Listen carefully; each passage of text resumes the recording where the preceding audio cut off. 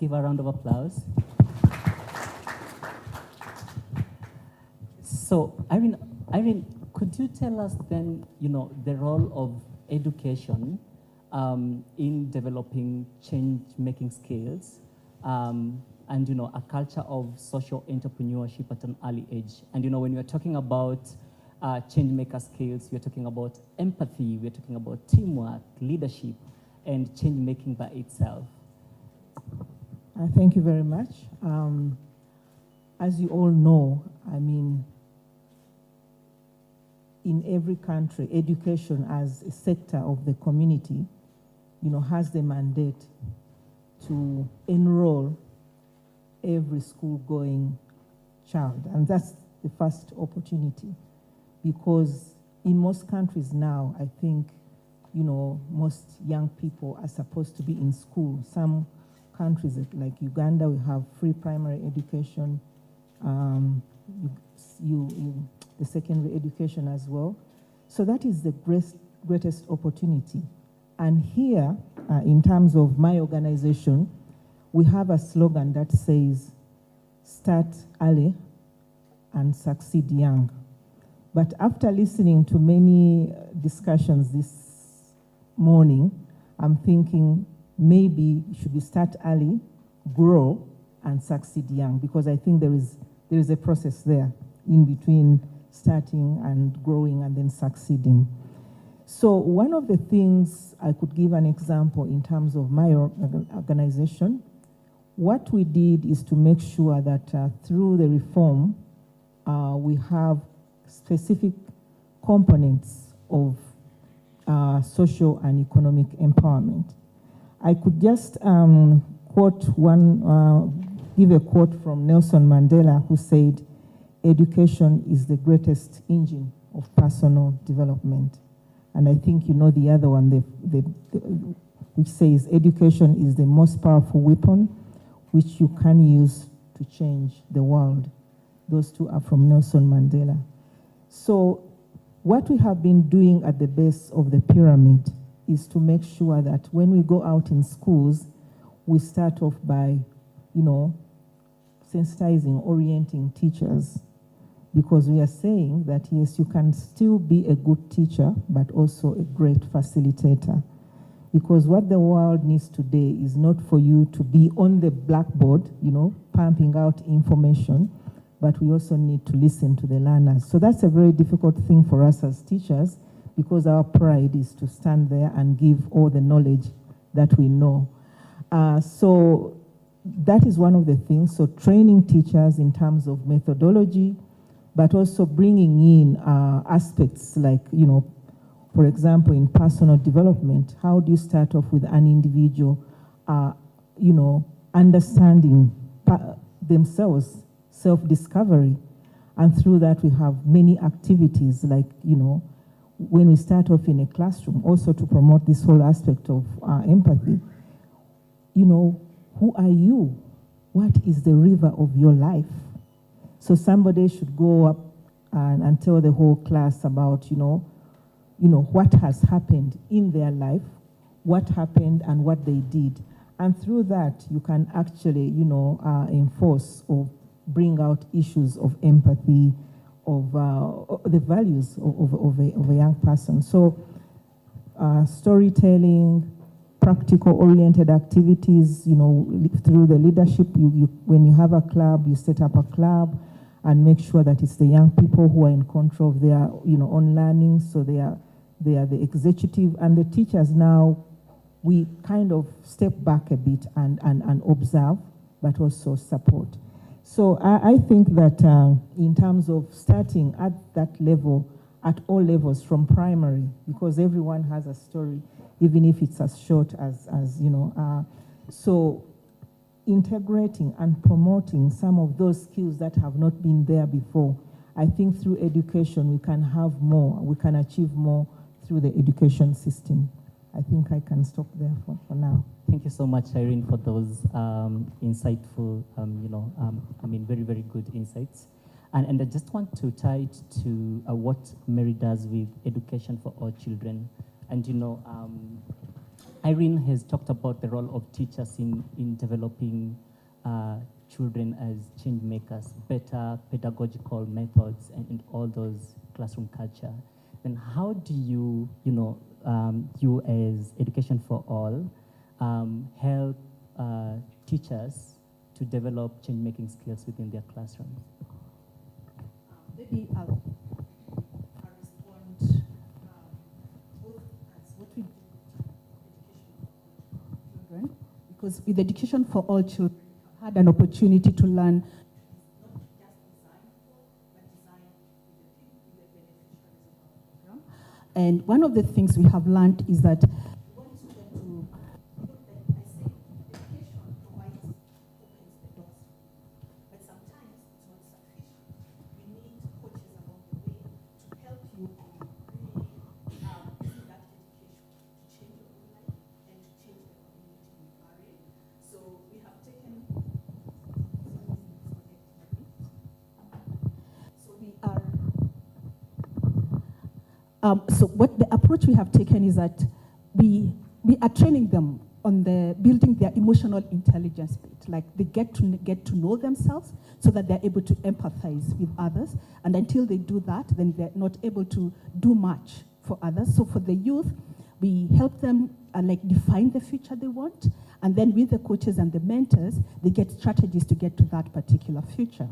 But we are also working with the universities, basically, and some of the high schools that we are in, which are the pedagogies we implement so that learning is student-led rather than teacher-led. How can we create a space where the students are actually driving their own learning, and they're able to measure their own learning? So you are, like what Irene is saying, you are a facilitator of the learning process rather than teaching them, because we're saying today knowledge is available.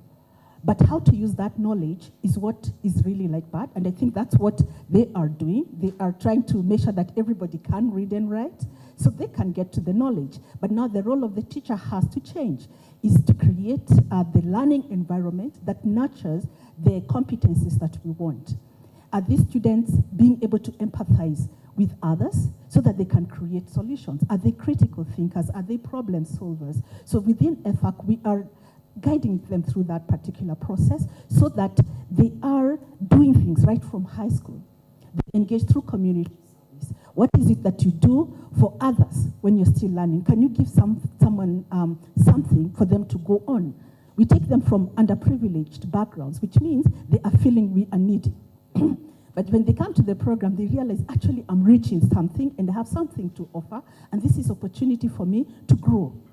And the journey has to be intentional, be able to measure the change in me and the change I'm impacting. So we have also developed tools where you are actually collecting evidence of the things you do and then deciding, what have I become today? So I did ABCD yesterday, so what have I become today? So that I know, am I getting closer to the person I want to see happen? One of the things we start with is the second habit, starting with the end in mind.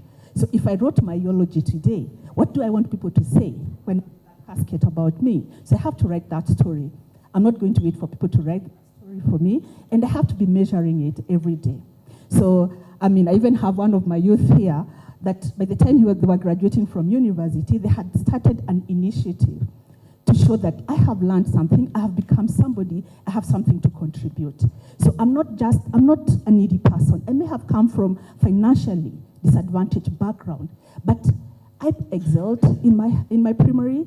I was able to get into this leadership program. I have something to offer. What is this?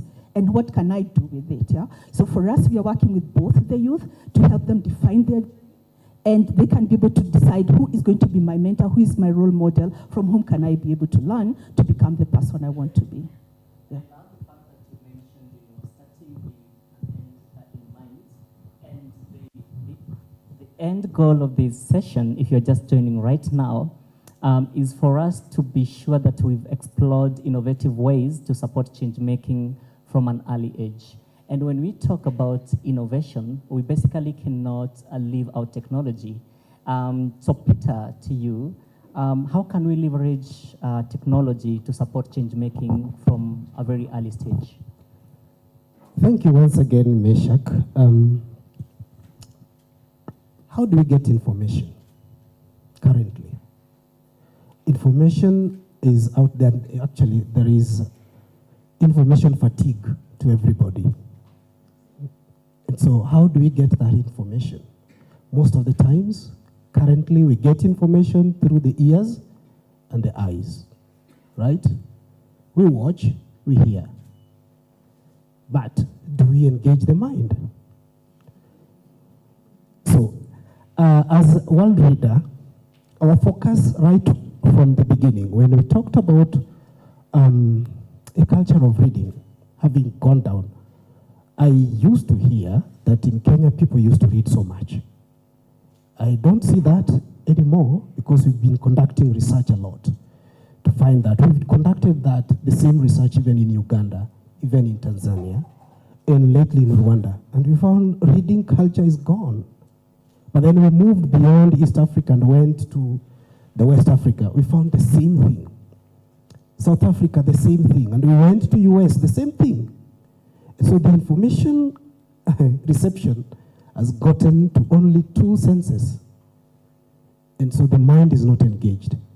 So what the philosophy that informed us to come up with this culture of reading is what we are calling currently, and it is commonly said, social emotional learning. And so the social emotional learning comes right from the onset. We have been in classrooms, and we've been in classrooms where a teacher asks John a question, and John is shivering. Let the teacher not point at me. A teacher asks a question, and nobody is willing. The eyes, everybody takes the bird's eye view. And I think that happens even with us currently. If I decide to shoot a question right now, I'm not sure I will see all the faces looking at me currently. So we decided now, let's get and take this culture to where people are currently, where people engage with content currently, and that is in the digital platform. And that digital platform, we didn't want to say, okay, let it reside within the computer. So we diversified. So you will find that content in the phone, in the tablet, in the web. You can find it in the computer, and the desktop, and everywhere. And the good bit of it is because we are promoting a culture, we are not really selling the content. But where do we get the content? We are getting the content from the local publishers, international publishers, and we use them. Now, what we did want to do is to, first of all, before someone becomes even a leader, before someone becomes a youth, we want this, even a child in the classroom, we want this person to become confident. And that is where the social emotional is coming in. You want this child, and good thing is the CBC curriculum captures that very well. So we wanted that confidence to be there first of all, so that even if a teacher asks a question in a class, then the child is at a position to raise the hand even without an answer, but then cannot say the answer and say, oh, I'm still thinking, and then the child sits back. That confidence alone is the first step of reading. But where is the first class? Where is the first school? The first school is at home.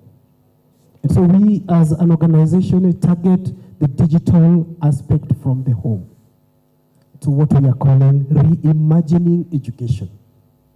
So we have reimagined this education from the way education has always been imparted to us. I can see a whiteboard behind there. But beyond the whiteboard, what happens? The notes that I took are in the bag. And while they're in the bag, I have my phone in my hand. So, and there is, like I said, information fatigue. Even the content that we received from the whiteboard is still within the phone. I can access them. And how do we use that? And now back to us as the youth. Is there something within that particular platform we call the technology that we can use, or we can improvise, or we can modify to ensure that the majority out there benefit from filtered information that benefit them as they continue to grow, and that includes the children. Now, in the aspect of empathy, we really focus on the left behind communities. And left behind communities here I'm talking about the informal settlements if we are in the urban areas. We are talking about the hinterlands. And so in those areas, what is the common way in which we access information? We realized it is the phone. Not even the school, not even the books, but it is in the phone. And that is how we came up with the digital aspect. But that, so we are talking about mobile technology that actually drives digital inclusion across. But COVID-19 reminded us of something. And we saw, everybody saw that. What was happening? Those who had computers, phones, tablets, and everything in their homes continued learning. And of course, the parents could afford, the caregivers could afford. And how about this forgotten group, so to speak? They couldn't. Yet, in those very, very households, there were phones. So our approach builds on that so that we really try to bridge that equity gap so that everybody can access this.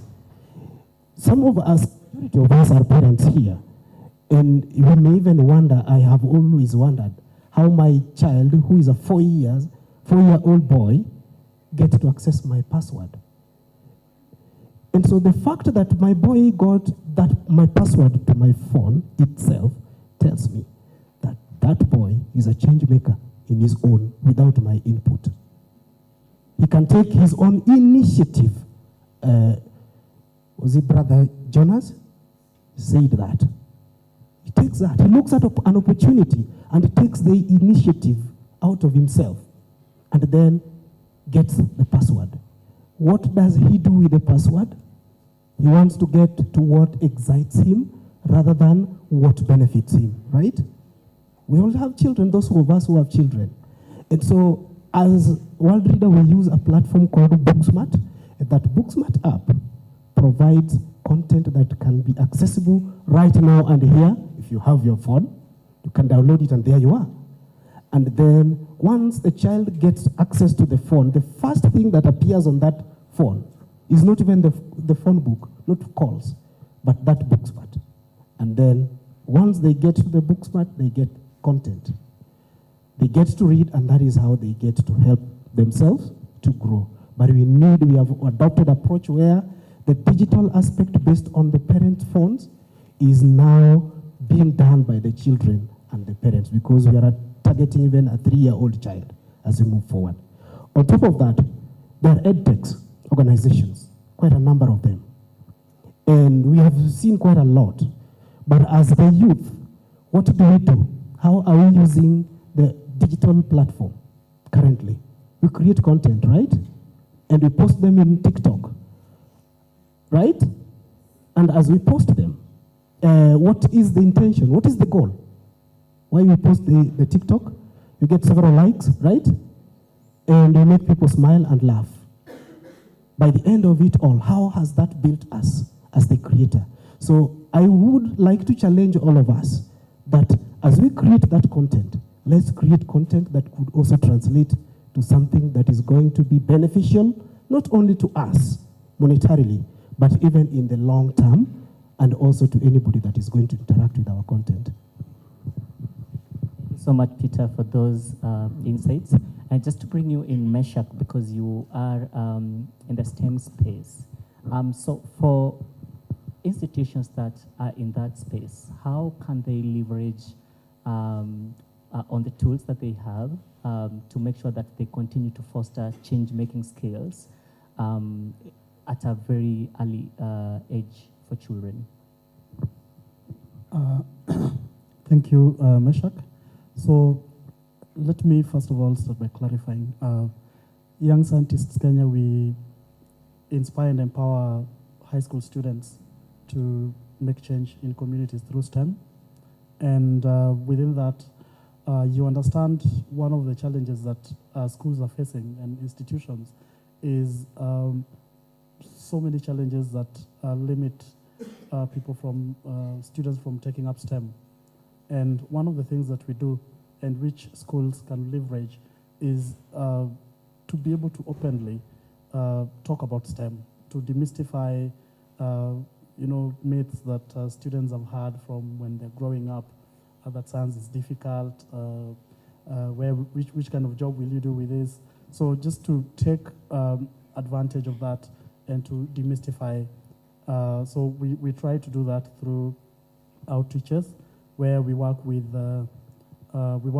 STEM champions who are basically university students who are doing STEM in the universities, and also industry leaders or experts, people who are in the STEM field, who volunteer to accompany us as we go to provide mentorship, and also just to give the students experiences about STEM and improve their perspective and attitude in terms of ensuring that more students can take up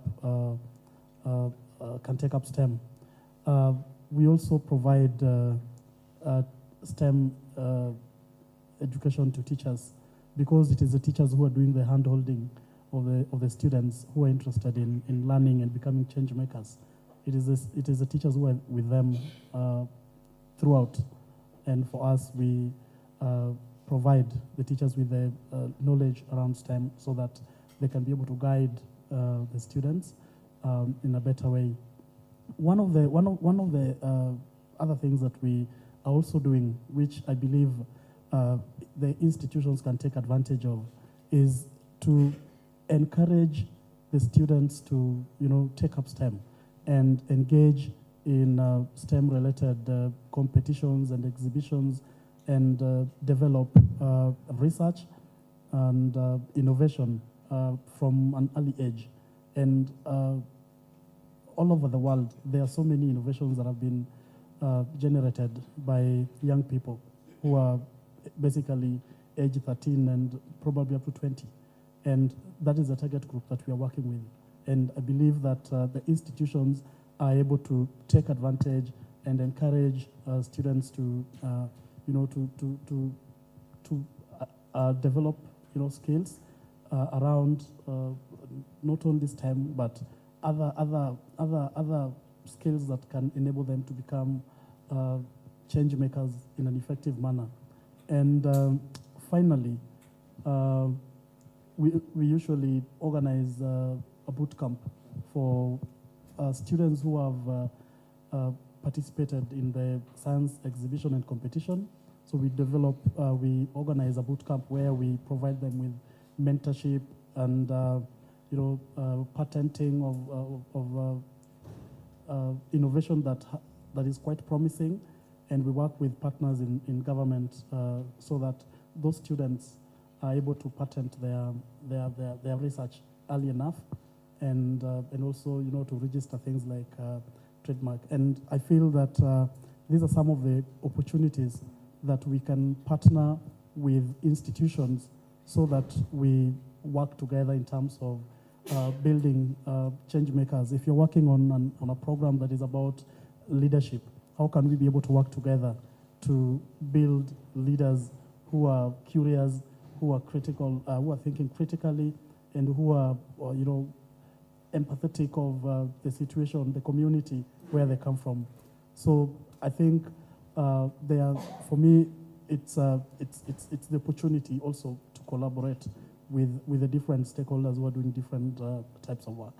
Thank you. Thank you so much, Meshach, for those insights. Really to collaborate with key actors who make the change-making ecosystem.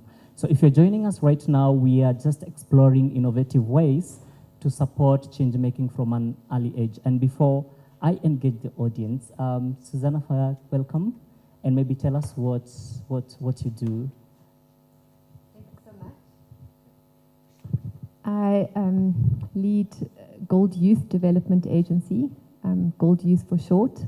We are currently operating in 6 African countries: Zambia, Zimbabwe, Botswana, Rwanda, South Africa, with a few communities also in Uganda. And what we do is we really see the power of community leaders, grassroots youth leaders, to lead organizations that bring about powerful change through youth-led change, ground up. And so simply that model has what we call sites coordinators or leaders. These are community leaders that are really like social entrepreneurs. And they have a team of 18 to 26-year-old young people that are employed to be full-time role models, mentors, and education support agents, working with adolescents that are influential. And what we have seen is that often the leaders or the change makers are having negative change. But how does one get those change making and that influence to have the character and the empathy to then actually have the change be a positive change, not just on yourself but for others? And so we harness that influence that young people have on their peers to bring about changes. And we are bringing these grassroots organizations together to share lessons learned with each other. When the teenagers or the facilitators complete the first few years of the program, they then become grads, and we connect them to post-school opportunities in entry-level jobs, learnerships, internships, and if they're enterprising a micro business, that's what we do. Could you tell us the role of character and integrity in developing young change makers? Wow, that's a big one. The role of character and integrity. I think there's a lot of alignment. I think it's everything. I think what we are speaking about in change making is if we don't have character, and character is really your mental and your moral qualities as a person. It's the standard bearer in you. It's how you see right or wrong. It's how you decide, I'm not going to go out with that guy because it's not going to lead me to my goal one day. It's the way you decide to stay afterwards and clean the dishes when no one's looking. It's the way you walk to school for 10 kilometers, even though you're hungry, but you feel like I have value, and if I finish school, it's worth it. It's the small decisions we make that turn us into who we become. And so character, if we all here really valued ourselves, if we all realized that you have agency, I think the Ashoka message of change making or the change maker movement is not saying we're turning you into a change maker. You are a change maker. You are created with value. No one's going to put it in you, but when you see it, it changes everything. When you realize who you are.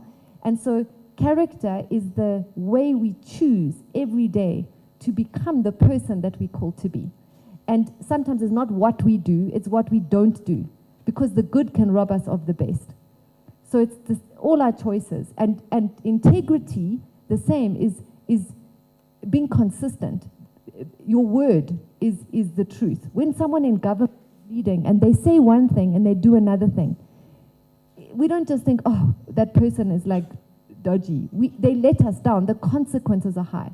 So the more influence we have as change makers, the greater the cost when we don't have integrity. When we aren't consistent, when who we say we are is what you see day in, day out. Whether I speak it out, when you understand me, who I am at home, who I'm in the workplace. So character and integrity are critical for us to even be open to empathy, for us to serve in a team where it's about the greater good. Those components, I think, are key, especially in Africa. We've got leaders, but we're not seeing the change that we want to see because they're not always leaders with character and integrity. Thank you so much. Very great insights. I also hear integrity tying to, character and integrity as being a component for developing change makers. I want to open it up now to the audiences. If you have any questions or insights, this is now the time to engage with our panelists. And I'll just take one or two hands. There is a hand at the back. Can I get somebody to help me in giving out the mics? Thank you so much, Radhika.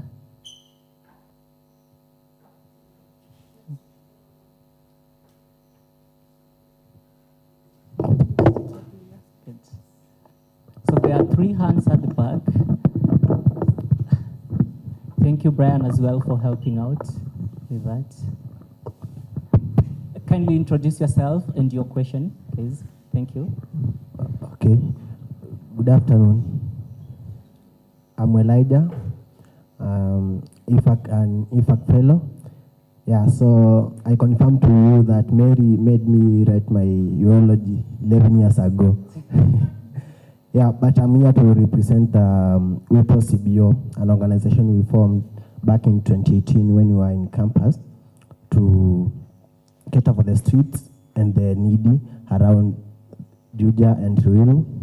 Yeah, and it has worked. But I have a question to Peter. Yeah, Peter, you talked about, I heard you talking about the family and community. So my question is, do you think the community we are in and the families are fully supportive to our change-making programs and projects? Thank you. Thank you so much. Could we get one more question so that our panelists can react to the questions once it's all?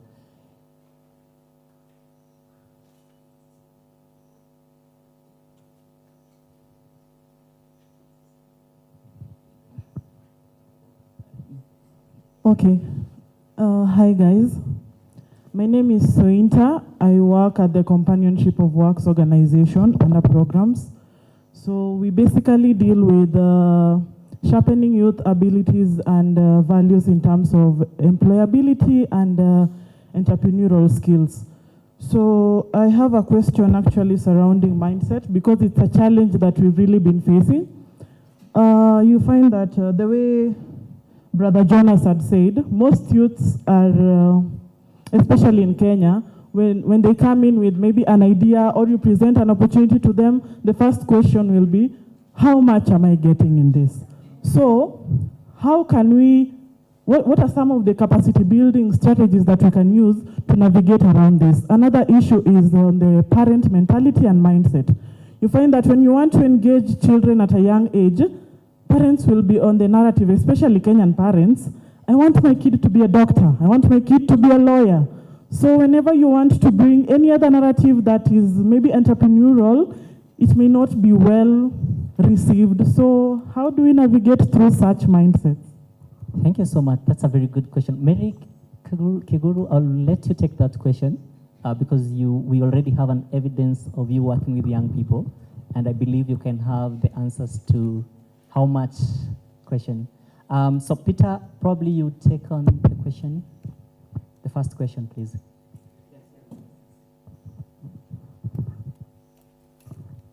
Yes, I do think. Thank you. Yes, if it is thinking, I do think parents are supportive. But on reality, you have to go and find out. And we did find out as an organization what extent are parents supportive of engagement, that they also see that it supports their children. But we found very varied responses, that quite a good number of parents are quite supportive of any engagement that are going to benefit their children. But let me first of all borrow from Gaski's principle. It states that in 100%, if you have 10 people, you have 100 people, there are those 20 people that will see the sense in what you are saying to tell them, and then they adopt very quickly. And then there are those others, the 20, that I would call them the fence sitters. They let me wait and see what will happen along the way. Actually, the first block is 40, not even 20. That will take and run with it. And that happens even in any setting, including here. And then the second one, the fence sitters are 20%. And then that leaves us with what percentage? 40. So this 40%, there are those who are waiting to be influenced by others, and then there are those who are waiting not to be influenced and never to hear anything and will never change. So these kind of parents, we also found them in that principle of Gaski. So there are parents who pick it and they would accept, however novel, however new the idea is. So long as you package it in a way that they see that this eventually is the benefit of this engagement to my child, to my youthful boy or daughter, they would adopt that pretty quick. But then, there are those, this had frontliners, the final group, will always be very, very much on the lookout to see whom they are going to influence negatively. And that is where the what would I say, community approach and support system comes to work in. And then those who are hard, the fence sitters will always be checked based on the outcome, what you are doing. So whatever it is that you're doing and it is good to benefit everybody, always do it, but ensure that the results are in sight. And that is what will convince the rest who are not yet decided to go. Thank you so much, Peter. All right.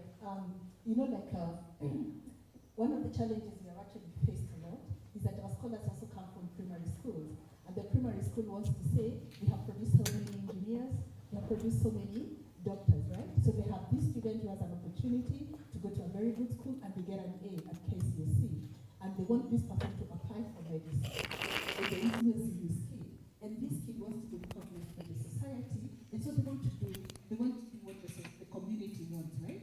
It's not just the parent, it's also the community. So what we normally allow the students to do through high school is really when they enter in Form 1, they have a vision for themselves. And most of the time they'll be saying, I want to be a pilot, I want to be an engineer, because those are the things they know. But after a year in the program, when you're working with the mentors, it's really asking them to identify an issue in your community that you would like addressed. And are you the person who will address that? So when you're going through high school, you're thinking, how do I need to equip myself to bring about the change I want? Will I be a journalist so that I'm an advocate and I'm a good voice for my community? Do I want to be a nurse? Maybe the issues is of health, and being a nurse is what I'm passionate about. So the decision now is on the child. What do I want to become? And most of the time we find, now with WebPro, one of the challenges we saw was that there were so many kids, when you're going away from the university in the evening, it is so unsafe. Why is it so insecure? Because we have so many young people that are not going to school and they are pickpocketing, they are harassing you, so they wanted to address that. First of all, for the sake of the 4 years they're going to be at the university, they want to feel safe. So they started gathering these kids and playing soccer. And by playing soccer, there's a discipline that comes with that. And then they start thinking, so what future do I want? And as students were able to help fundraise and take these kids to school, but then now the parents started getting interested in the lives of their children. So I think now, Elijah, we can say the parents participate, right? They are striving to pay fees. But then the whole process for us is really, we base it on a model we call build. First of all, you believe in yourself, you know yourself. I talked about the emotional intelligence bit. They know themselves, their emotions, and emotions they evoke in others. They're able to manage themselves and how they relate to others. Then they're able to identify with others so that they can be able to provide the solutions they need. And they're socially aware of their communities where they are and the solutions they can bring about that. Then how can they motivate themselves to develop those particular solutions? And this develops an entrepreneurial kind of thinking. We try to encourage them to do this before they graduate because they have the space without thinking, how much money am I making? All they're thinking about is the change. And they'll be thinking about the change. We have taken care of their tuition. They have food, because without food, again, is a big issue. They have shelter. So they have these 8 years to really not think about what is in it for me, but to see how can I create the job for myself. We normally tell them, you have to create the job you want. If you don't start doing that in Form 1, then you'll be struggling after you graduate at the university to get the job. So most of them, of course, they'll be looking for employment. So we are helping them network with organizations through the whole process. Through community service, they're getting themselves known. So they have to do community service right from high school. Most of the time, you'll find they're going back to their primary schools to offer their whatever it is that they can offer in that primary school. They are volunteering in health centers. They are volunteering in the mosque or churches. So they are getting known. Someone sees them there and sees that this has potential. They will be connected. When we talk to most of our alumni, they say, because I volunteered there, someone saw what I can be able to do and were able to recommend me. Or I worked in this organization, maybe like a children's home, and this is the gap I saw, and I thought I can be able to do this, so I proposed this particular solution. So they are developing their own entrepreneurial thinking, and they can be able to say to the community, no, I got an A, but I want to be a teacher. Thank you, Yeah. thank you, So, thank you. Yeah, that So- is the ecosystem we are creating. I know that we have a few more questions from our guests, but I just want us to be mindful of time. So we'll take 2 more questions, and please direct them to the 2 remaining panelists at the front. And I want to give each of you 1 minute to respond to the questions so that now we get to the next session. Good afternoon, and thank you so much to the presenters. My name is Dr. Peter Kimuru. I teach for Tangaza. And my question is directed to Irene.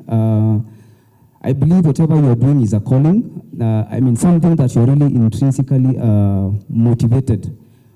But during your journey, there's also that side that comes and says, no, it is not possible.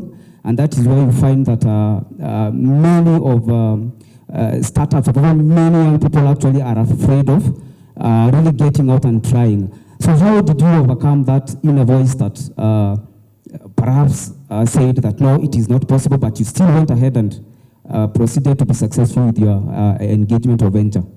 We can take the second question as well, as Irene prepares for that.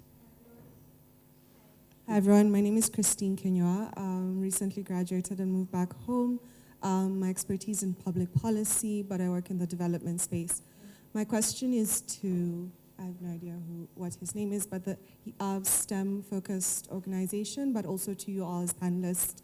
Where does ethics and the history of the spaces we occupy fit into our social enterprises? Because I worry that we enter into spaces with a focus to make change, but we don't think about the ethical implications of the work we do with the people we work with. Thank you. Oh, wow, really powerful question. So please, my panelists, please remember you have 1 minute to respond to the questions that have been tabled, just to be mindful of time. So I'll start with Meshach for the STEM question, please. Thank you for your question. I would respond by saying that as Young Scientists Kenya, we are working very closely with the government, and in fact, Young Scientists Kenya is as a result of an MOU between government and the Embassy of Ireland, and through their respective Embassy of Ireland in Nairobi, as well as Ministry of Education. So a lot of the things that we do, we have to get all the support from the Ministry of Education and the other ministries within the education sector, like there's a department called SEPU. I can't get all the initials, but they're responsible for sort of manufacturing or creating tools that students need to do to use in the lab.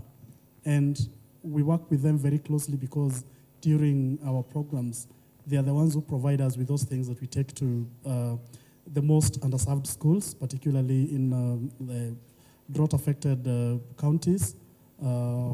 So there are so many schools in Kenya that do not have laboratories. I've never, students getting to Form 4 without even seeing a lab equipment and all that. So we work very closely with government, and even in policy spaces, there's a lot of conversations that we are also trying to ensure that issues of young people taking up STEM becomes very critical in government. Thank you. Thank you so much, Meshach. Irene.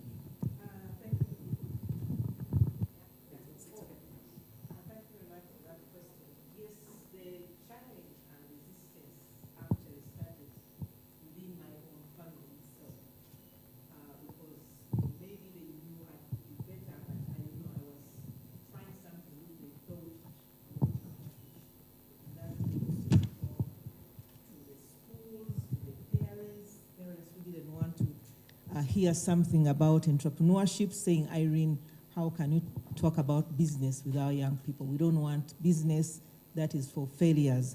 So the resistance actually came from home.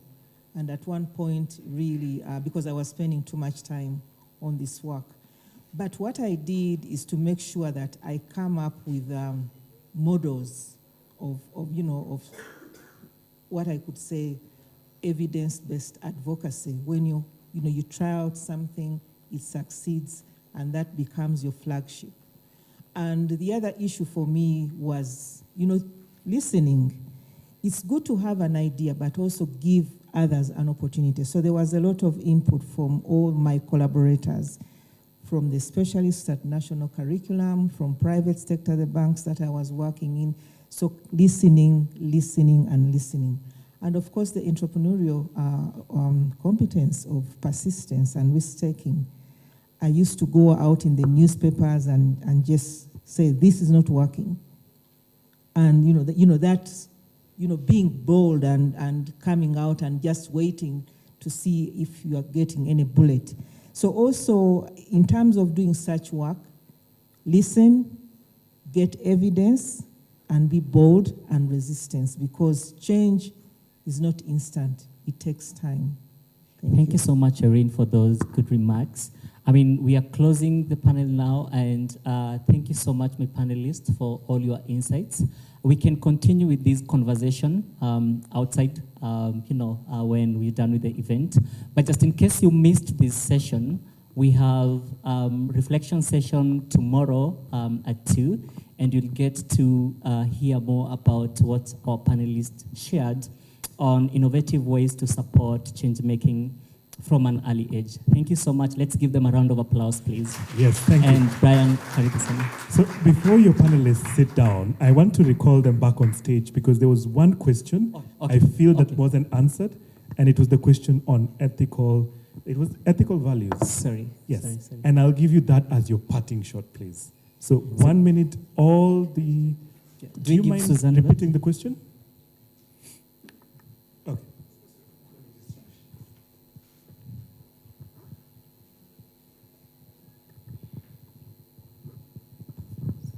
Thank you. I guess my question specifically, just to clarify it, is where in the social enterprise space, and especially in tech, is there consideration for the ethical implications for our work? And I heard about the collaborating with government, but government is not always the best marker for what is ethical in our space. So how are you arming the individuals who are going to build technologies to make sure that their technologies are in line with that ethical model, but also not harmful for our communities? Susanna, anybody on the panel who wants to take on that? Susanna? Yes. No, I think your question is a big one that I think a lot of people are asking.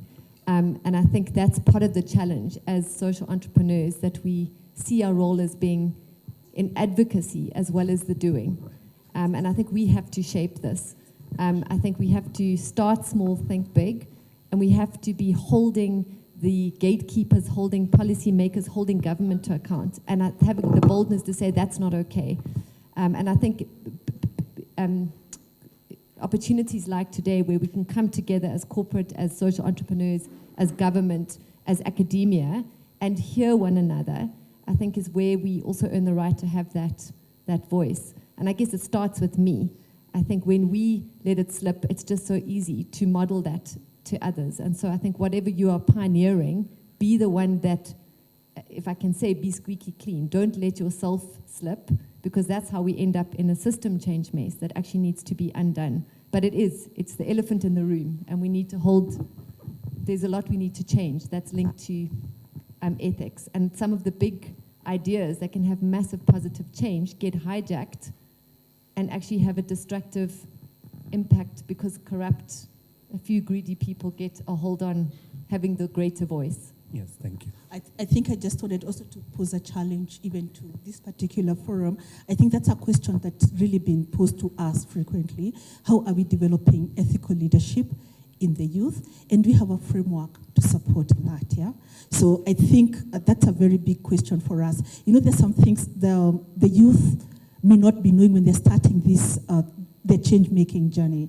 They need to be educated, but have we created the framework to support this ethical leadership? I think that's a question we need to respond by the end of this conference. And accountability. Exactly. Accountability. When a young person, nothing in life comes easy without fighting for it. Okay, so I will end the discussion there. Please, a round of applause. I know not all got to speak. Thank you, Meshach. Thank you, Ashoka Fellow Susanna Fra and Ashoka Fellow Irene Mutumba, Peter Cloud for engaging us in this discussion, and Mary Kiguru from Education for All Children. Please, one last round of applause as we transition now to the next session. I know as the discussion continues, one question can come to mind. We're talking about this being a youth track, and we're wondering, where are the young people? Don't you mind? The young people will be here on stage tomorrow. Today is a day for us to try and get a sense of where have we been, what is working, what are the trends that we need to pay attention to, what are the avenues that we can begin to connect along, what are those synergies, where can we meet as stakeholders in this space and begin to move forward together. While the panelists were discussing, I heard Peter Cloud talking about password. And the first thing that came to me is if the child knows the password and is the change maker, then the guy who was asking for password, amukumbuki password, wapi password, maybe he could learn a few key skills of change making. So I don't want to take too much of your time because we're out of time. I want to invite Elijah Cheriot from Riara University. I have two other young change makers from Wantanara Foundation. I will push you to tomorrow. So today we have Riara University represented by Elijah Cheriot, a young change maker who's part of the AACOSE project. AACOSE is a partnership between British Council, Riara University, and Ashoka. It's all about accelerating entrepreneurship in universities. So Elijah will be talking to us and sharing with us his change maker story, touching on empathy and change making. And then after this, we'll transition to our second and last panel for the day. And then tomorrow, we meet here at 2 p.m. to listen to the young people reflect on the discussions that we've had and share their take on everything. Elijah. Thank you very much. My name is Elijah Cheriot, youth representative for Riara University, an entrepreneur under the cohort 2 for the AACOSE project. AACOSE in full is accelerating entrepreneurship support in universities in Kenya, part of the cohort 2. It is an educational partnership between Open University, Riara University. Open University is in the UK, Riara University Kenya, Ashoka East Africa, and Africa Technology Policies Studies, ATPS, to provide entrepreneurial education within a virtual space and teamwork. So I'm going to introduce myself as a founder and a CEO of EJ Tech Art 254. EJ Tech Art basically is I create art out of tech. So a smart device like this, I disassemble it, and then I mount it into a frame and then sell it. That is a small business that I started. And with the support of AACOSE, and Riara University, I want to make this business a very big business and go out there. As a youth, tufika kwa watu wengine wote, we grow this business. And so the empathy part now, the environment, when this phone dies, we just dispose it. Most of the people dispose the phone and get a new one, not thinking about the lithium-ion batteries that are inside here, the motherboard which is inside here also. They damage the environment. So as part of an environmental sustainability and environmental change, and to reduce pollution, when I get an old device, let's say your phone is not working, is already dead, you want to get a new phone for yourself. I can have your phone. You had a sentimental attachment to your phone. For example, what made me think of this business idea? Back when I finished high school, my dad bought me a Nokia Lumia 520. I really liked that phone so much. I used it, nilitumia hadi kaisha kabisa. Kabisa, ile unaona imefika, it was ilikuwa imekufa kabisa. So instead of throwing it away, and I had a sentimental attachment to it, I disassembled every part of it, printed a paper, named this is the screen, this is the back cover, this is a SIM tray. I wish I had a photo, I would have uploaded it to you so that you guys could have seen. It would have been much better. Yeah, so to reduce pollution, the device like this can be mounted, and then it's a small business, as I said. You can get something small out of it when I sell it to someone. So you can like the idea. You can end up liking the idea. You have your old phone. Reach out to me. I can mount it to you, create a frame, create it to you. As a young person, I have made something small. Maisha inaendelea. Yes. So, to change making. So I began my change making journey by researching and learning about the most effective way to break down now. It was a sort of it's a financial barrier, and then the environmental, there's a sort of barrier whereby people just throw their phones. So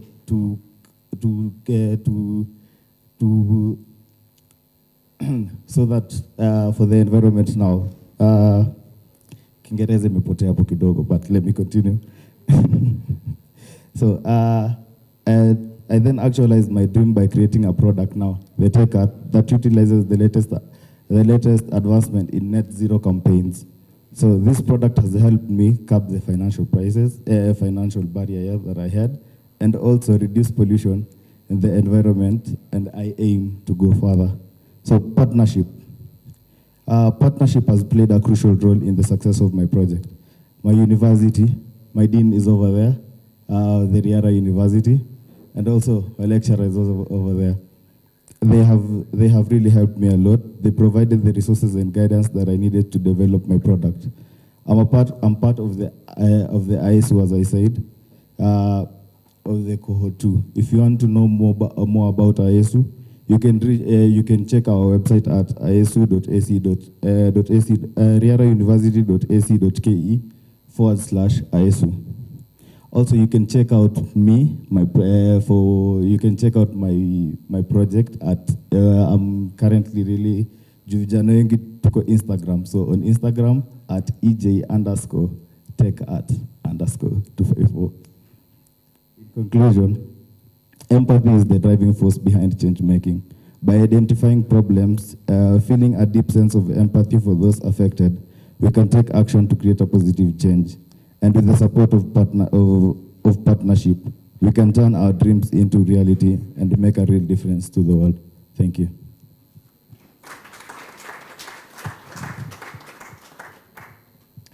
I know that some of us who are young at heart didn't understand what ACA means.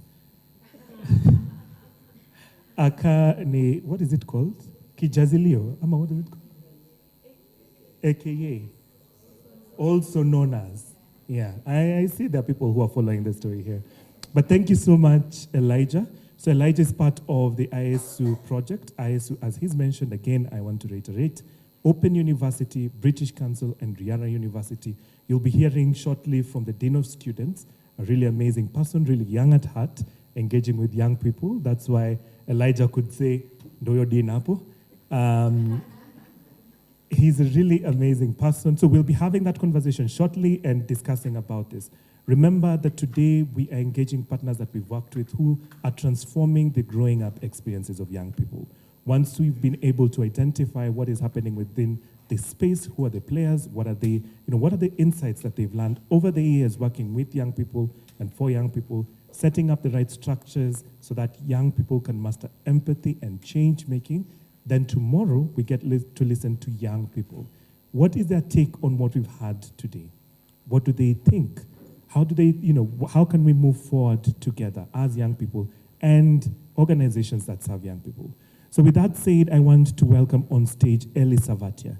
Ellie Savatia is another young change maker who was part of one of Ashoka East Africa's campaign called Lead Young. Lead Young sought to shine a light on young people who are leading change.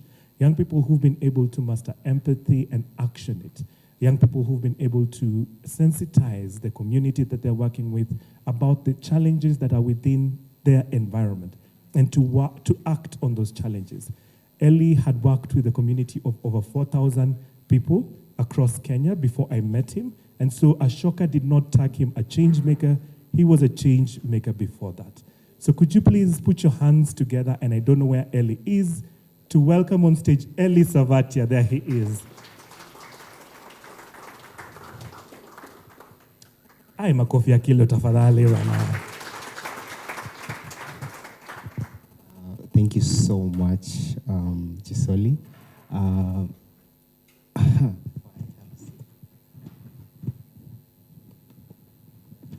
Thank you and welcome again to AACOSE at Tangaza University. My name is Eli Savatia and I'm the founder and CEO of Scienverse.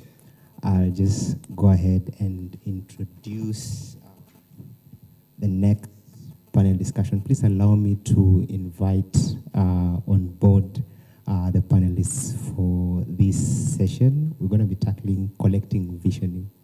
Yes, Nicholas Maura, the Dean of Students at Riara University. Then we also have Margaret Waithaka, Career Guidance College. Also have Danny Mushiri, the Regional Director at Trace Radio. Teresa Njoroge, the co-founder and CEO of Clean Smart Kenya. And Cloud Kandim, Grants and Partnerships Manager at Dignitas. Welcome.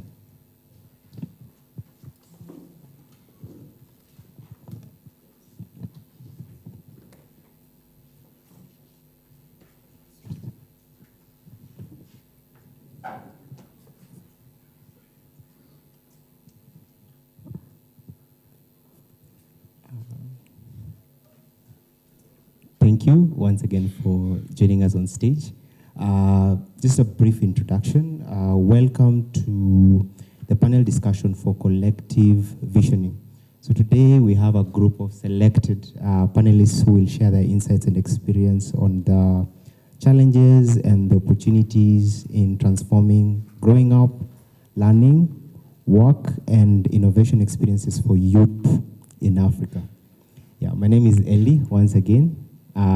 I'll just proceed to panel introductions, starting from here. Good afternoon, everyone. My name is Teresa Njoroge. I have the privilege of leading a social enterprise called Clean Start Solutions, where we empower women, youth, and their children who are impacted by the criminal justice system. So a lot of our work is in prisons, the juvenile centers, the rehabilitation centers, and working with youth who have been left out of the mainstream opportunities. So grateful to be here. Thank you. My name is Danny Mushira. I'm the Managing Director for Trace in East Africa. Trace is a media entertainment empowerment platform that deals with young people through entertainment with a vision to create empowerment opportunities with a goal to actually move them into mainstream economic activities. So pleased to be here and I look forward to the discussions this evening. Good afternoon or good evening. Claude Kandem is my name. I'm an advocate of the High Court of Kenya, but I work at Dignitas as the Grants and Partnership Manager. At Dignitas, we are an education development nonprofit. We work with schools and learners from urban informal settlements, but also rural areas. And what we ideally do is offer training and coaching solutions aimed at improving learner outcomes, the acquisition of 21st century skills and shifts in teacher practices. I'll be able to bring out that more as I engage in the panel. Thank you very much.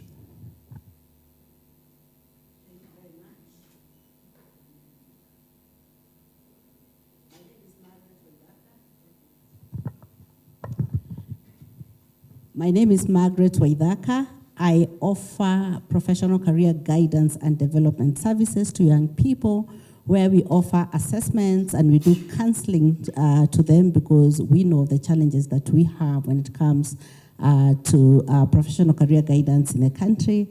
And then over time, we felt that you cannot work alone. We started College of Career Guidance and Development so that we not only offer capacity building, but we offer training and competencies in career guidance to those people who offer the services. So we have a full diploma where we are engaging, where we are training people who offer the services. I'm also the Career Development Association development, that is the association that of Kenya. I am the board chair in CEDA, Career Development Association of Kenya. Thank you. Good evening, everyone. My name is Nicholas Moura Kinyanjui, the Dean of Students at Riara University. Our business is to offer quality education that is responsive to the needs of the time, to young people, all the way from kindergarten to the university. We belong to the bigger Riara group of schools. We have about 4 campuses, but the university is based in Bagadhiwe. Our institution was founded by 2 educationists, Daniel and Edda Gachukia, the household names in Kenya and East Africa in the education sector. And their main intention is to provide quality education within African region, because the founders were very conscious of many people going to look for quality education abroad, or institutions which are established by foreigners, and they sought to come into that, seal that gap and provide quality education. It's my pleasure to be here to make a contribution along my fellow panelists. So thank you for having me. You're welcome. Yes, so to start off this discussion, we're going to have 1.5 minutes each to respond to the questions. Then we'll turn to the audience who will shoot questions to our distinguished panelists. So to start us off in this discussion, I'd like to direct my first question to Margaret Waithaka. Margaret, could you share with us some of the best practices for developing career development to guide young people in their career choices? And how can these practices be scaled to reach more young people in the country? Okay, thank you. I know I can talk about this for long, but I'll just try to have that 1.5 minutes. Yes, like I said, the best practices is that every person was born unique and is wired differently. And it is upon everybody to understand that they have talents and interests and abilities that they can align with the courses that they are taking and the work that they do, so that they're able to be more productive and motivated and innovative. Science has shown that persons who are aligned to their careers they tend to do very, very well. They are more motivated and they are innovative. So for the best practices would actually be for young people, be able to understand how you're wired. All careers are a calling in the world, and you can, as long as you are rightly wired, you can actually be very productive in your career and you can offer something in this world. The best practices would actually be to ensuring that the persons offering career guidance practices are trained. In Kenya, everybody and everyone has been offering these services, and that is why over 75% of Kenyans are misaligned or doing the wrong careers. So it is important that if you are offering the service, you should be able to get the right competencies so that the science of careers is able to be taken into cognizance, and we are not misdirecting our young people to be taking the only 5 courses that we know, doctor, engineer, and all that, and to know that every career is a calling. Whether you are a DJ, we need music. If you are not, we need to see what is going on.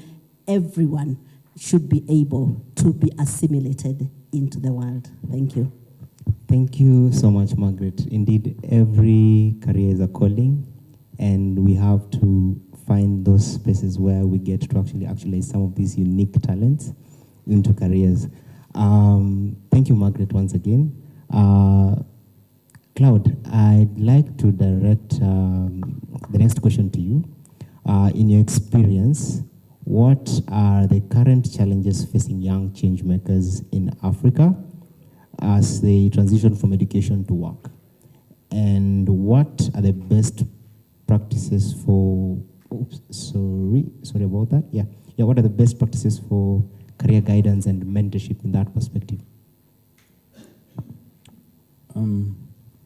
Thank you. Yeah. Your question is unique and is interesting. And one thing is, whereas where I work, I might be doing something slightly different, relevant but slightly different, I am a young person. And potentially, I have just, just transitioned into the workspace. I have the privilege of having started working earlier when I was in school, but if I had followed the normal trend with my peers, I should just be potentially a few months or a few years into the workspace. But I am also lucky to have siblings who are right behind me, and I am well acquainted with the challenges that they're going through. Currently in my household, I have 3 young people who are all very smart, very dedicated, looking for attachment. Not even internship, attachment. And I can tell you for a fact, it is a struggle. It is a huge struggle. Now, one thing I've realized, when they call organizations, some of which I have called on their behalf, organizations are very honest with you. They're like, attachees are a lot of work. They do not bring any value because potentially how the market views attachees is people who just need to sign certain workbooks for them to continue their degree or to finish and graduate. These young people really want to learn. They want to have an opportunity where they get to learn and see what options the market space offers them and what they can do with those options. But then organizations are like, workloads are already so tight. We already so, every staff member is working at their capacity. And so an attachee who is on, you have to teach and teach and teach. And potentially you ask them to do something on their own, which takes 6 hours. You still need to spend another 3 hours, if not 8, reworking what they have worked on. So you find there's that disconnect. A very clear, a very loud, a very gaping disconnect between the expectations of young people leaving school and the market. There's this experience question, and there has been that, I think we are all on social media, and you see those young people wearing the overalls, and they've been given these things that engineers wear. And they're being told, you have to start now because when you're 22, they want 4 years of experience, yet you need to work for you to get the experience. So there's that disconnect. And I think potentially, just bringing all those things together, and in the interest of time, just responding to that question, I think it's a question that is more a question than it is an answer. It's a question that we have to be alive to. And having all these players here, we have academia. My brother is actually in Riara University, taking a diploma in international relations. He's one of the people I'm talking about. But there's academia here, there's industry players here, and it's the industry to come and talk to academia and tell them these are the gaps in your training, and this is how you'd fill those gaps. But also academia, the learning institutions, having candid conversations with the market space, and be it public-private partnerships, as was alluded to, or any other form of partnerships, where it's very clear the chain is continuous. Because we have a continuous chain where, I start from grade 1 all the way until 6 years or 7 years at university. But past there, we have a gap. So there's what the market needs, and there's what the school is not meeting. And so there is where young people are on their own. And that is why we have drugs, that's why we have insecurity, that's why we have suicide, that's why we have other mental health issues, because those issues are not being addressed. So we, as all the players, need to have that conversation and to forge a way forward. That's the best I would propose with the time you've given me, but thank you. Thank you. Bringing all stakeholders together to have this conversation and find those solutions. Thank you so much once again. Next, I'll move to Nicholas. I'll direct this question to you. You're in academia. And what are some of the challenges and opportunities in transforming the education system in Africa to make it more accessible and inclusive for youth in marginalized communities? And you can respond to that. Thank you very much. I think that's a very common question. The issue of access, limitation, opportunities. And I would like to tie it very well with the Sustainable Development Goal 4, where we are looking at quality, accessible, inclusive education for all, and also to ensure that there is lifelong learning for whether it's a young person or in age. But looking at the issue of maybe first looking at the limitations, it revolves around the issues of economic ability, whether it is at an individual level. Education, those who did economics of education, you understand, it's also a commodity. Besides being a there is a social goal, there is an economic goal, and so on. It's a commodity. So what is the buying power for the people? So you'll find people without adequate resources may lack access to quality education because of the economic aspect. The government or those who are funding education. If you look at the global divide, countries in the global south, here in Africa, and our partners in the developed world, how much resources are allocated to education. Countries in Africa which are economically well endowed, and interestingly, those who are Kenyans, sometimes you may think you're among the struggling countries. A lot of funding, by the way, is allocated to education in this country, in Ethiopia, in Nigeria, in South Africa, Egypt, and so on. But equally in Africa, there are many other countries with a lot of challenges. And having said that, even countries like Kenya, where you have a lot of resources allocated to education, we still have marginalized communities, both in interior, that could be a geographical limitation, like people in Madeira, arid and semi-arid areas in the country, people in slums within the urban areas. So the problem, the geographical aspect and also environmental factors all limit access to education. However, we should also look at the opportunities that are brought now by digital technologies. But digital technologies are both an advantage and a disadvantage, based again on issues like the gadgets. I don't know who talked about some people were able to go on with education during COVID, and basically COVID transformed the way we learn completely and the way we will ever learn. But there are people who are left behind because they don't have the proper gadgets. Because it's not only having a gadget, but the appropriate gadget. And also other aspects like connectivity and so on. So again, there is an opportunity within the digital technologies, but there must be a deliberate effort to provide resources for the marginalized groups. But I think digital technologies provide a very good opportunity for access to quality education for all. So there are quite a number of limits and a lot of opportunities and advantages. Perhaps also look at the way people learn and the future of jobs. What kind of education are we offering our students today? Because it's unfortunate that most of us involved in education sector, we are still offering outdated content. And I would say that is a terrible crime, because why would you educate someone or provide someone with competencies which they don't require in our world today?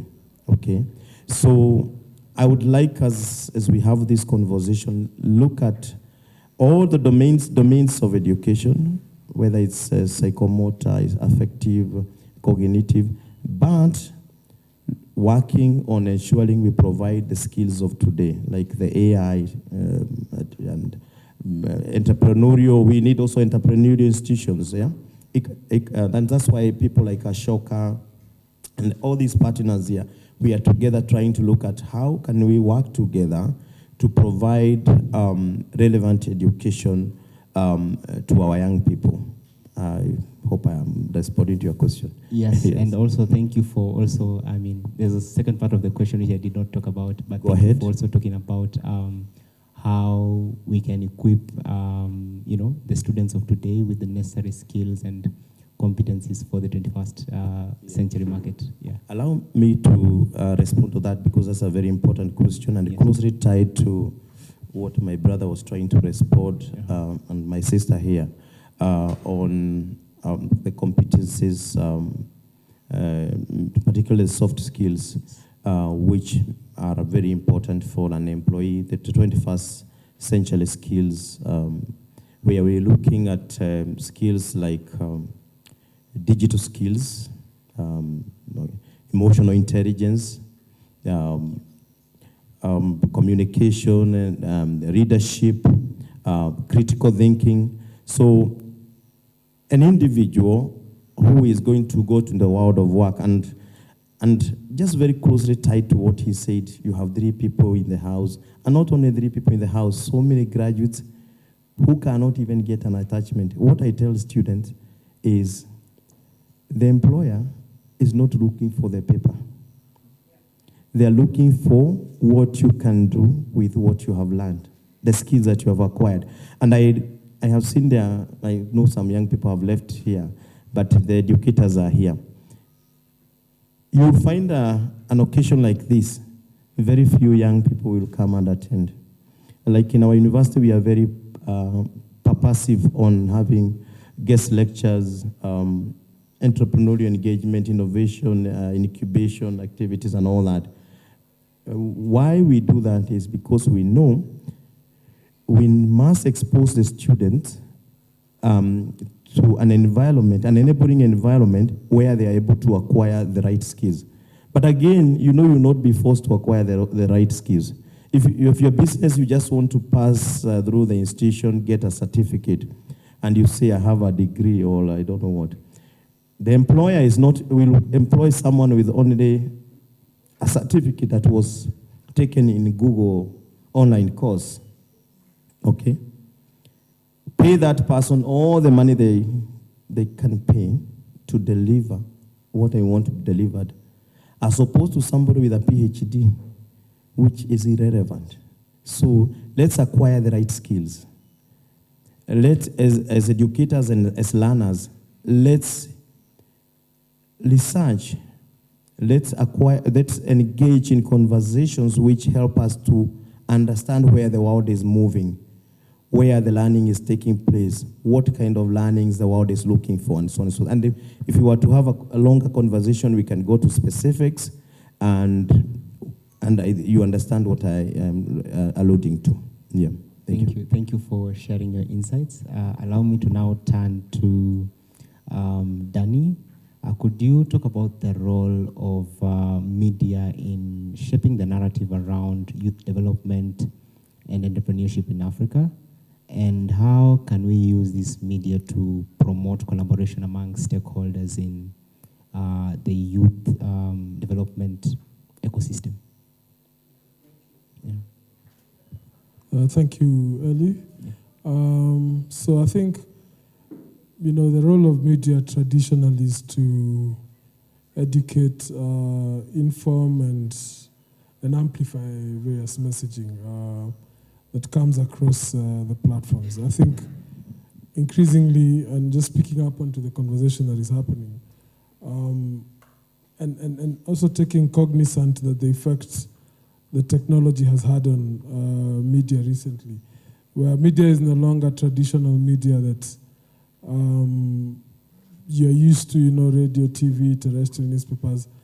Increasingly, I think media is we are all part of the media ecosystem as we sit here, because you know, when I look at the world today, for something to break, increasingly it breaks on social media before it comes to traditional media. I think a lot of us here, I'm the only person who reads a newspaper in my office, so it tells you my age.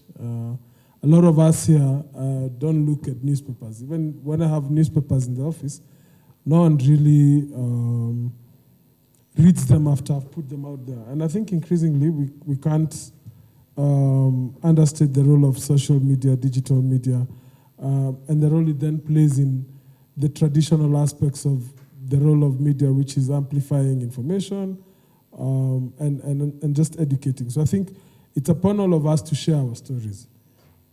I think as young people, let's share what it is we are doing. Let's be active around joining the right communities. Let's talk to what our experiences have been. Let's seek to build markets that develop opportunities across Africa. Let's realize that we are no longer a Kenyan ecosystem. I think it's important to realize that, I tweet like, you also the guys who rescued a truck driver that was sinking. I think the truck fell into a river, and the commendations came from a guy in the States, a famous actor called The Rock. So what am I saying? I'm saying that it's no longer a Kenyan ecosystem. I think you need to think that you have impact across continents, across the entire world. I think there's opportunity that then presents itself from that perspective, even as we tell our stories. Let's tell our stories in an African way. I think my frustration a lot of the time is we don't get to tell our African stories. Like when I was walking around, I saw a lot of young people with tents trying to do things. We need to find ways to tell these stories. We need to learn how to tell these stories. And there are places we need to connect to that teach us how to tell these stories, because storytelling is an impactful way, and that way we then attract funding. I'd really want to encourage young people to. The world of work has really changed. I work in an institution where 50% of the people I employ have 3 employers, and it's a gig economy. So our station talent comes on air from 6 to 10, and from 10 they go to somewhere else. And I think from 5 o'clock they're doing a podcast. So the world of work has really changed. It's no longer the same. So I think what I'm trying to say is let's look at how we become employment creators as opposed to looking for jobs. Those days of going to look for jobs have really, they're gone by. So, when I look at, and I'll give you specific examples, Trace, my boss who started it 20 years ago was a DJ. Today, Trace is an international company across, reaching over 280 million people across the entire world, employing accountants, employing lawyers, employing all sorts of people. When I come closer home, Homeboys, Mike Rabah was a DJ. Today, he runs a business that employs a different skill set of people. So I think what I'm trying to say is let's become the originators of roles in the century that we are in, as opposed to looking for these things. And the role of media really is to amplify, create connections, and leverage the relationships from a collaboration point of view that is existent and present within us. Thank you so much for sharing with us your insights with the media. Finally, I'll turn to Teresa. Could you share with us the challenges and the opportunities in developing innovative solutions to address poverty and unemployment among youth in Africa? And how can we create an enabling environment for these startups and these initiatives to thrive in this time? Yeah. Thank you. Indeed, this is an impeccable track we're having here. Just knowing and alluding to what has been commented to earlier about youth being the largest population, the largest growing population in Africa. And I love the question you've asked, because if you look at, as Vincent mentioned, we are a population of 419 million in Africa, 60% of them being youth. And this 60%, you're looking at 140 million being between the ages of 15 to 35 years and unemployed. That's a really huge population not to be engaged constructively. And the work that Clean Start does narrows down specifically to that population. And, you know, I remember Brother Jonas, when he was opening this session earlier, he said that there are 3 types of youth. He said there are those who think everything is given to them on a silver platter. There are those who need money, and there's a question our sister asked around, how do we make sure that we're not just asking for money when we think about ideas? And to Danny's point of, we need to look for, you know, not just the conventional ways of getting employment or being resourced, we need to think about unconventional ways. And the 3rd category was the youth who are willing to dare. And I thought about the youth we work with. Youth who have been told from day one, you're not worthy of being in any space whatsoever, whether it's in community, whether it's in families, whether it's in school.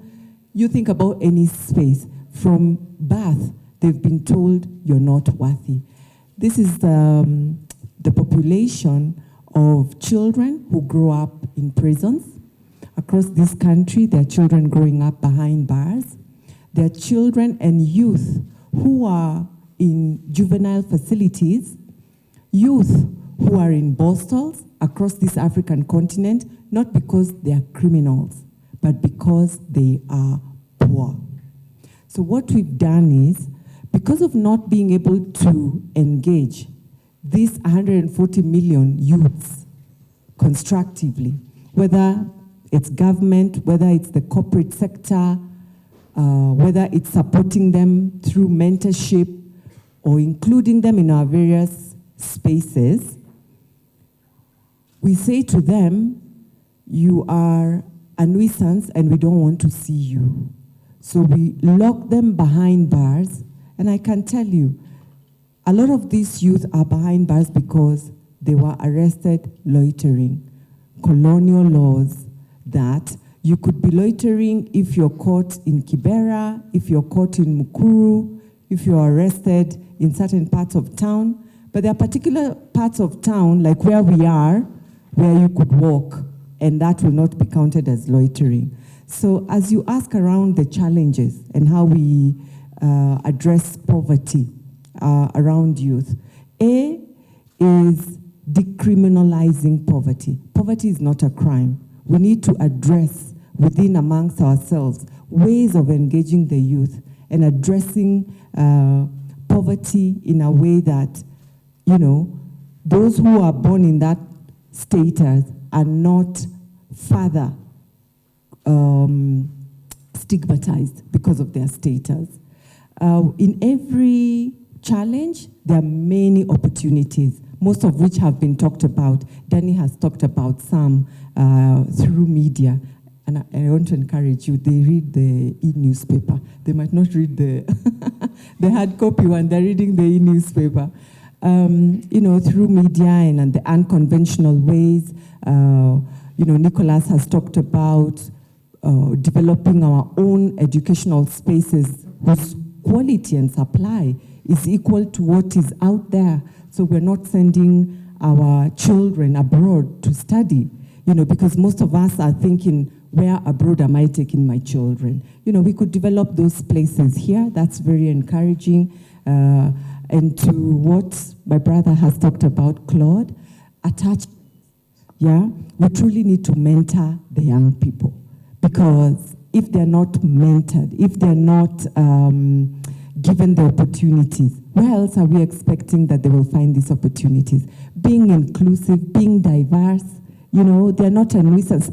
The youth is our legacy, and that's why I'm very glad about this track. This is our legacy that we're talking about, so let's include them. Let's have them in all manner of spaces. And I really love the point around skills. Over and beyond that paper, it's the skills. Because if you can't provide the solution, then I don't see any reason why we need you. So critical thinking and helping them come up with their own solutions. There is power in numbers. If the youth are the largest population in Africa, there is strength in numbers. Gather together, join groups and form groups that fight for your rights. Nothing is given easy. Go for it, fight for it, create the platforms, be the change makers, be in the lead. Don't sit and wait for opportunities to come to you. We need to see a lot more aggression from the youth. And of course, different styles of parenting. Yeah, thank you. Yeah, thank you so much, panelists, let's appreciate them.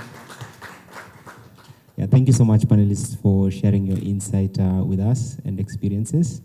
We've heard about the importance of career guidance and mentorship, transforming schools into vibrant spaces for learning for young people, and also the role of media in promoting collaboration, creating inclusive education spaces that, to innovations, to solutions that address poverty and unemployment. I hope the audience has found this discussion informative, and it will contribute to current efforts that are being done, and to create that better future for young people in Africa. Yeah, we'll keep having this conversation. We are kind of like running out of time. I'll just pass the mic to Brian. Thank you.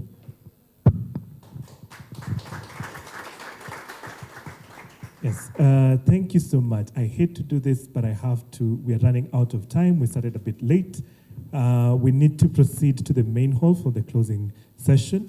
Remember that we are meeting here today to continue the discussion. Tomorrow, we won't be having young at heart, people who are young at heart joining me at the front, but young people who will be reflecting on the conversations today. We'll be having roundtable discussions to really unpack strategies, discuss the frameworks that were discussed here, the approaches that the panelists have mentioned today. So remember, tomorrow at 2, we meet at this very place to continue the discussion.